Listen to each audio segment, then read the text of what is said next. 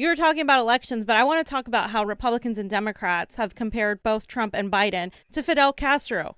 That's right. Both parties are calling their opponents, Trump and Biden, communist, which is hilarious if you know what communism is. They don't. I think some of them do.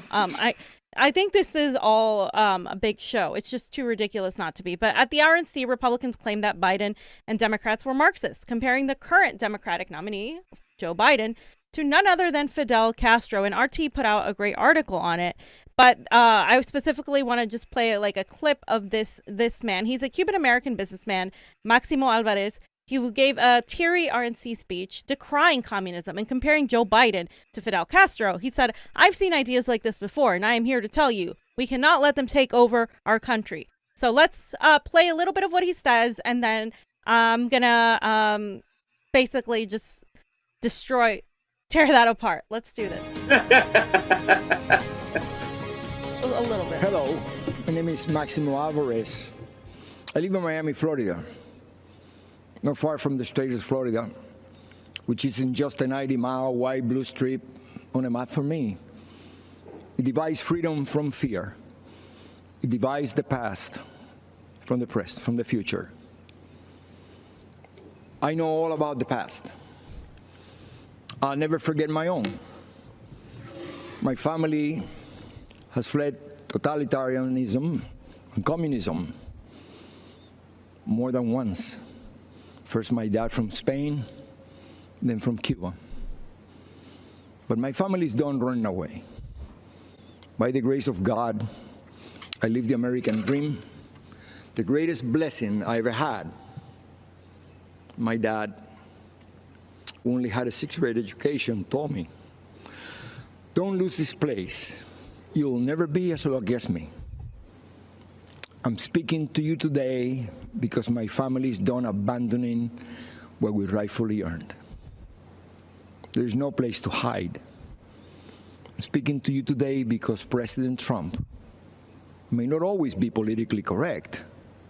He's in fact a successful businessman, not your average career politician. Our president is just another family man, a friend, and most important, our elected commander-in-chief who puts America first. Keep in mind, the other guy running for president is mostly concerned about power. Yes, power for them, but not for the benefit of all Americans. I'm speaking to you today because I have seen people like this before. I've seen movements like this before. I've seen ideas like this before. And I am here to tell you, we cannot let them take over our country. I heard the promises of Fidel Castro, and I can never forget all those who grew up around me, who looked like me, who suffered and starved and died because they believed those empty promises. Okay. All right. They swallowed the communist poison. Sorry. I just want to start off by saying Is he from Miami? Joe Biden is a Republican. Joe Biden is a Republican. Joe Biden is a Republican. He's a segregationist. He worked with segregationists. Let me clarify. He worked with segregationists. Literally, Kamala called him out on it. His policies have been literally on the right. If anything,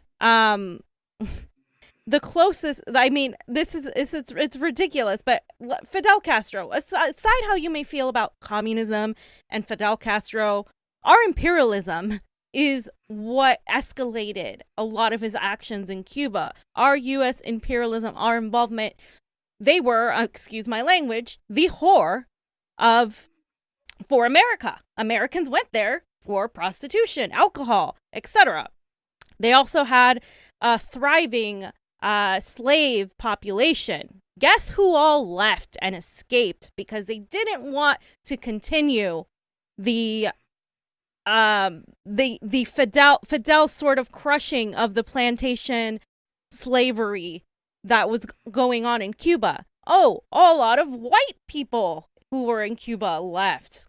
and immigrated, and they were granted asylum here in the United States. He's from Miami. I've lived in Miami. I grew up in Miami when I was little. I understand very well the fear that a lot of Latin American communities have against communism. That said, regardless of where you lie on that, to say that Joe Biden is a Marxist is laughable. It's hilarious to me. And you know, again, there is a racial element to this. The people that were left in Cuba were all primarily African descent, and very brown. That's they were indigenous. Exactly. That's, people don't like to talk about that, but I'm going to talk about that because we've seen that happen in Venezuela. We've seen that happen in Bolivia. There is an element of that to it. The people that didn't want to participate in a more socialist type of economy. Granted, I'm not saying Fidel was an angel, but to compare him to Joe Biden, who had a completely different ideology, is hilarious. And they're using this to fearmonger, right? Like, the right is using this to fearmonger. But it's not just the right. The Democrats are also doing this on their own. And it's really hilarious to watch, fam. Any thoughts on that? Well, you know, I just want to say, as somebody was saying over there, wait, Americans went to Cuba to get prostitution. Yeah, the mafia used to have a lot of casinos. They had a casino control over there. In fact, The Godfather 2 was all about Michael going back over there, and they kind of got a little political with the movie, and they saw, wow, these people can take over the country and take it away from Batista. Was Fidel Castro the best angel on the face of the earth? No, not by any means. And no leader is, because to get control of these countries, there's going to be blood spilled. But Batista was a maniac, and you know what I'm saying? You cannot deny the fact that Cubans have better healthcare, they have better education. They don't have all the toys that the free capitalist, crony capitalism market has in it's in not America. Perfect at all. I'm not saying, but, nobody here saying it is. Yeah. But once again, I think Fidel Castro was a better choice than Batista. And I wish we would just lift this embargo off. Truly, I know we've loosened it up, but it is quite funny the way they're saying that Joe Biden is a socialist. I said, yeah, Fiorella wishes is what I say all the time. He is not. He's the furthest thing from it. And it really is sad. It shows you the sad state of affairs that not only are the Democrats playing the same game as the Republican, but they're pandering to an older, ignorant, caught in the Cold War mentality, because young people have just been so disenfranchised and just untrusty of the situation. And they put up roadblocks for them to vote that they're not even going after the young people's votes. They're actually going after Republican votes. Right. And they even compared, the Republicans even compared Biden and Harris to having a socialist agenda. And it's just, it's hilarious. They said Biden and Harris and their socialist comrades will fundamentally change this nation. This was said by Trump campaign advisor Kimberly Guilfoyle, and she was warning people that this is going to be it. And Nikki Haley, of course, said racism doesn't exist in America, and that Biden's going to be taking orders from Speaker Nancy Pelosi and Senator Bernie Sanders of Vermont. Yes, the guy that they literally twice pushed out and framed him as a communist when he's literally like a moderate on the world scale, is literally going to be advising Biden, who literally stands opposed to everything. Like, if Biden would have listened to Bernie Sanders, we wouldn't have Biden as a nominee. We would have Bernie Sanders. So it's just laughable that they say this. And I don't think it's real. I think a lot of it is an act to fearmonger, as you said. So, Johnny, do you have any thoughts on that? Or in that article, it says that who said it? Whatever. So someone said it. It says their vision for America is socialism, Haley said. And we know that socialism has failed everywhere. Right. Why has socialism failed everywhere? Tell them, Johnny. I'm asking you. You know why. Because we go in there, we step in and we put our foot down, and any chance there is, we don't want Americans to see that social safety nets. And that's what I'm even calling them nowadays. I'm like, look, guys, it's not socialism. It's still a free market. They say every single time I tell them that Bernie Sanders is not a true socialist. He's not like Howie Hawkins of sorts. He's a democratic. He's a dem-soc. Yeah, he's a social democrat. Yeah. I mean, and we don't want American interest doesn't want Americans seeing countries thrive and survive. They don't. And strive with any form of social safety nets. They want everything privatized. They want the corporations up for grabs. They want to grab their money and go. Most Americans, that's Republicans and Democrats. Yeah, and most Americans just don't even want, like, most Americans in most leftists, even here, leftists in America, want like a social democracy. They just want reallocation of wealth. They just want like a healthcare system, just like the most every major country on earth has. They don't want to like take away your property and like go there. That's not where people are at here, you know, like that humanity isn't ready for that. Especially this country. So nobody's asking for us to become like, communist in reality for the most part. I mean, some of us are radical, but the vast majority of people aren't. And it's crazy. They're fear mongering this and they're using this tactic. And Democrats, though, this gets worse because the Democrats then took to mocking Melania Trump's outfit as looking exactly like Cuban leaders Fidel Castro's uniform. And then they also compared the Trump administration to the former communist president.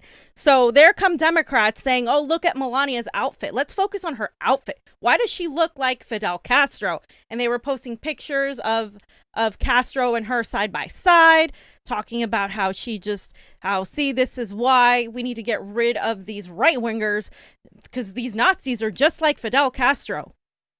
Like, where is your who are these people? They're pandering towards Republicans. They're pandering towards conservatives. They're hoping that there's enough anti-Trump sentiment on the right that therefore they can pick some of these people off. It just doesn't make sense, though, Pasta, because I'm not.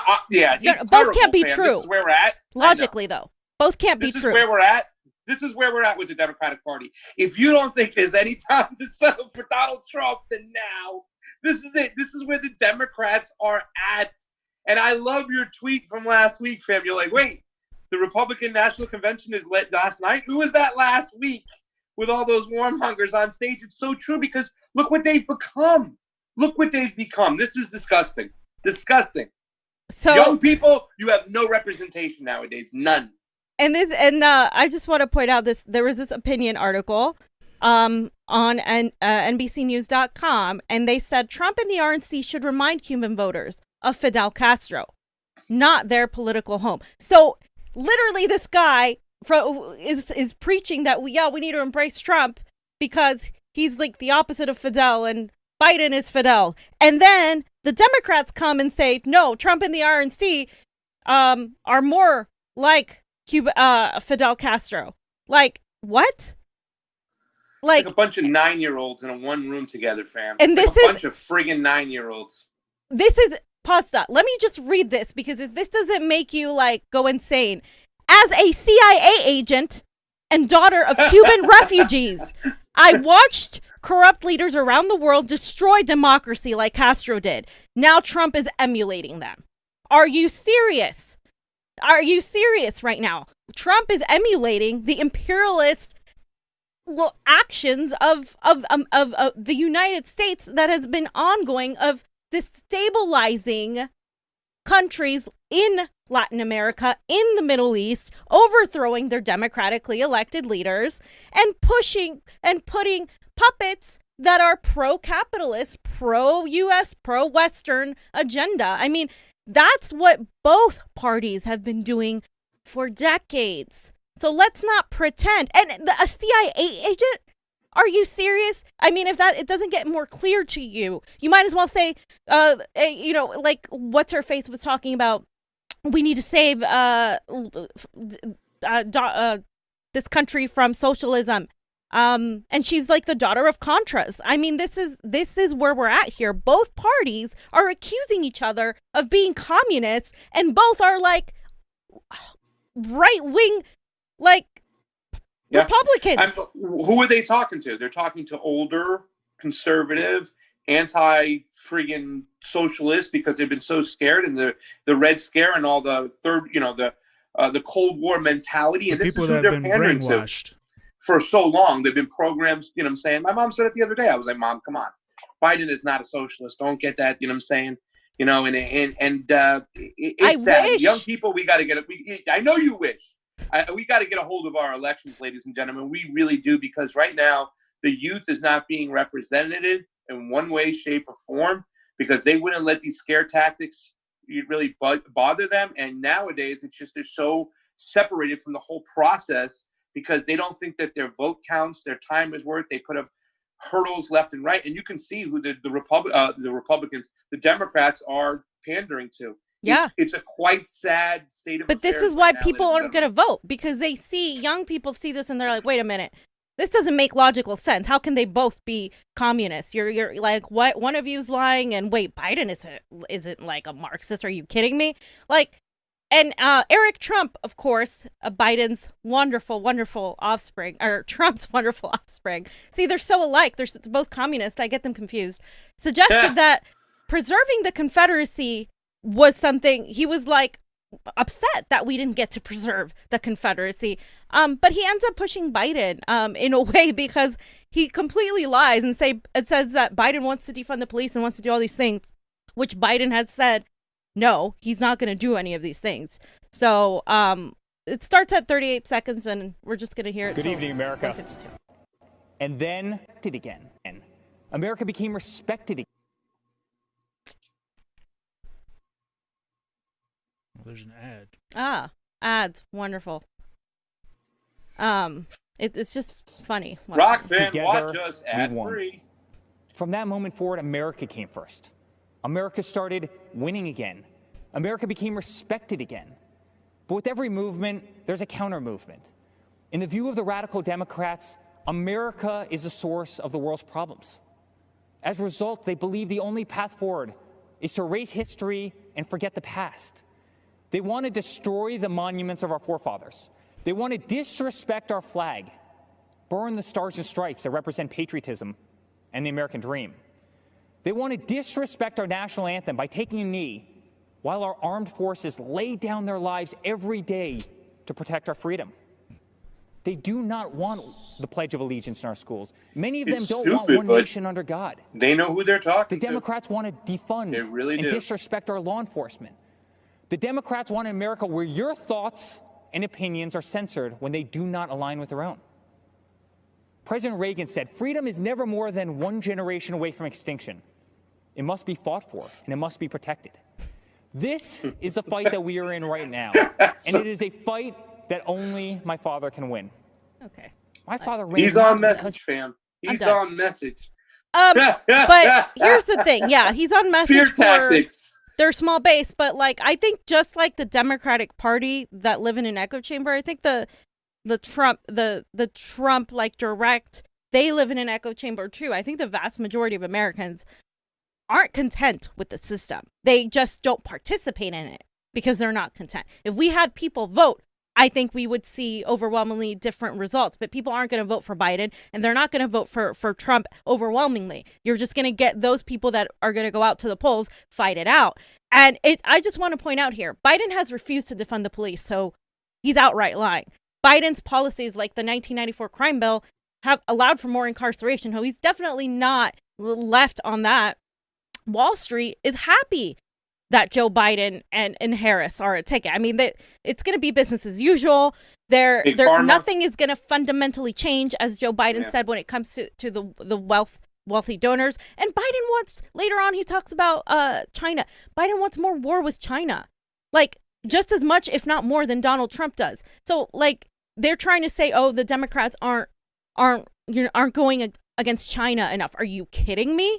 They're both going, they both want to wage war, continue this U.S. interventionist foreign policy. And that is something that people need to know about. Now, like I said, I don't think people are going to go out to vote for either of these candidates as far as outside of the echo chambers, which is why I think, unfortunately, when that happens, or fortunately, however you feel on the end of this debate, I think Trump's going to win, because they are, at least, like you said, on message to what their party is.